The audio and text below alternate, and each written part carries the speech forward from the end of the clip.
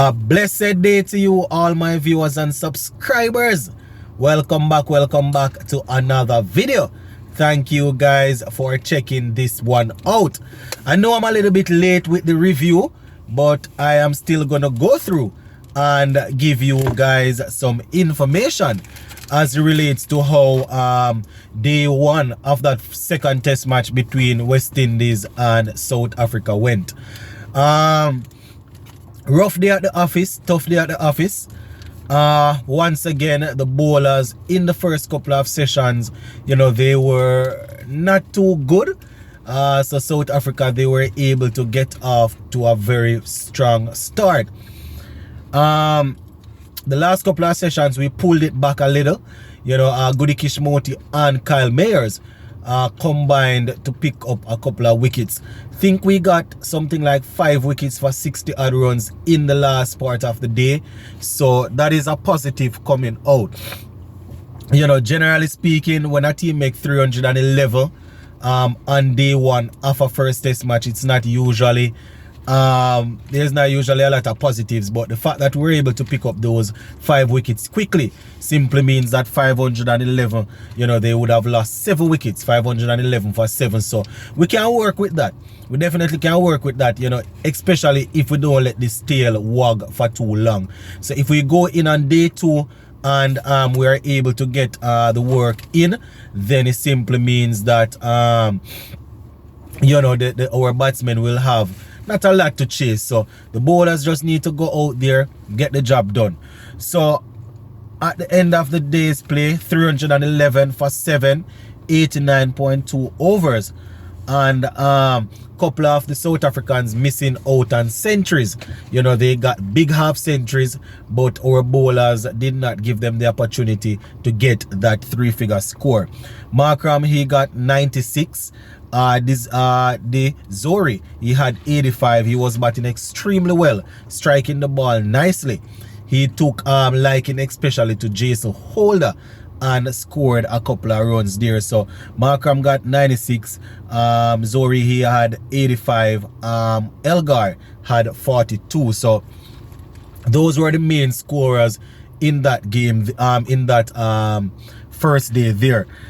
So in terms of how we took the wickets, they were 76 before they lost the first wicket.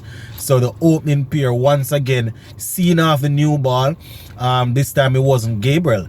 We had Alzarri Joseph, Kemar Roach, and Jason Holder out there doing the thing for us. So 76 for 1, then they went up to 192 for 2, then it was 248 for 3. So this was a long partnership, my viewers and subscribers. Then 278 for 4, then 286 for 5, 309 for 6, and then 311 for 7.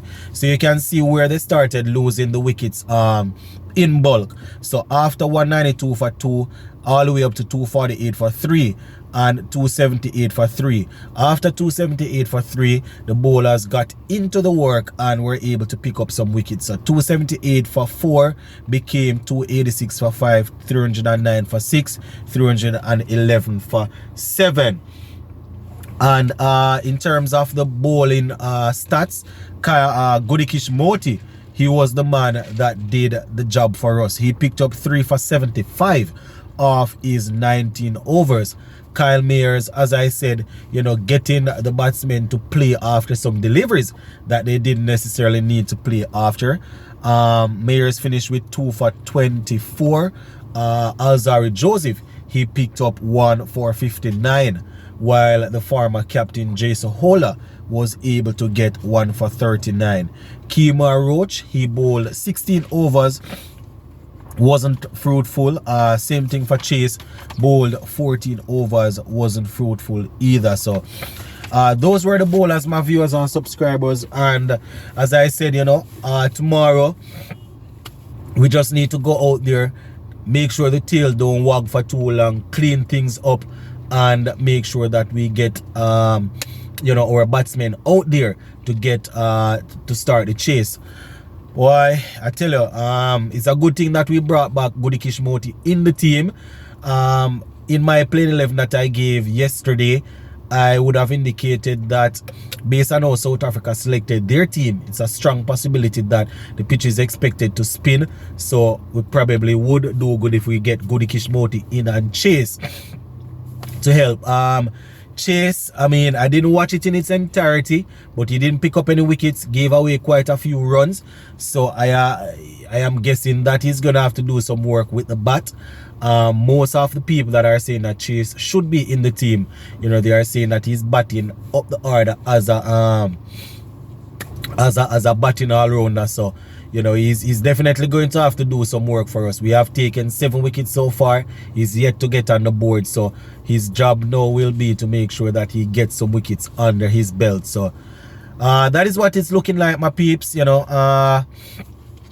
as I said yesterday, in the keys to victory, Tej Naran, Shanda Paul and Craig Brathwaite, no more than ever, will have to get off to a good start.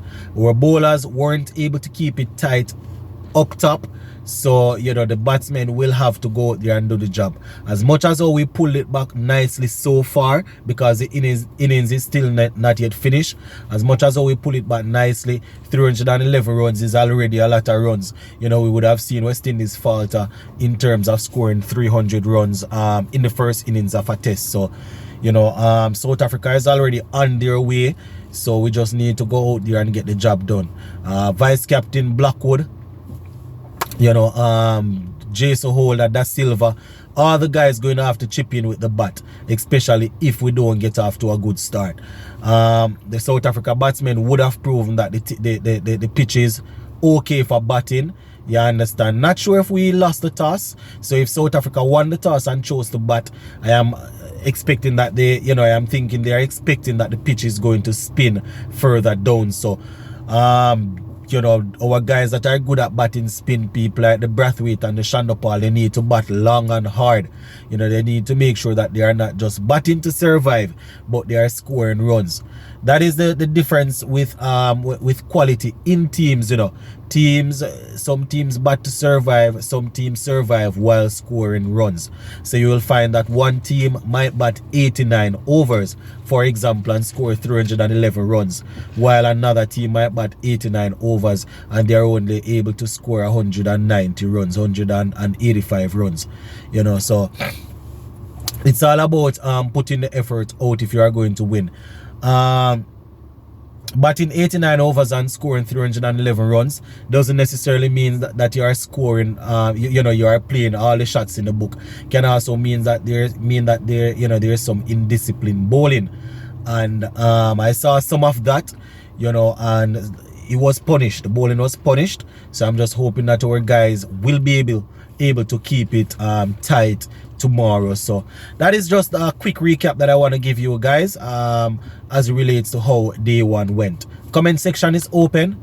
Just go ahead in the comment section and let me know what you think. Big up on yourself.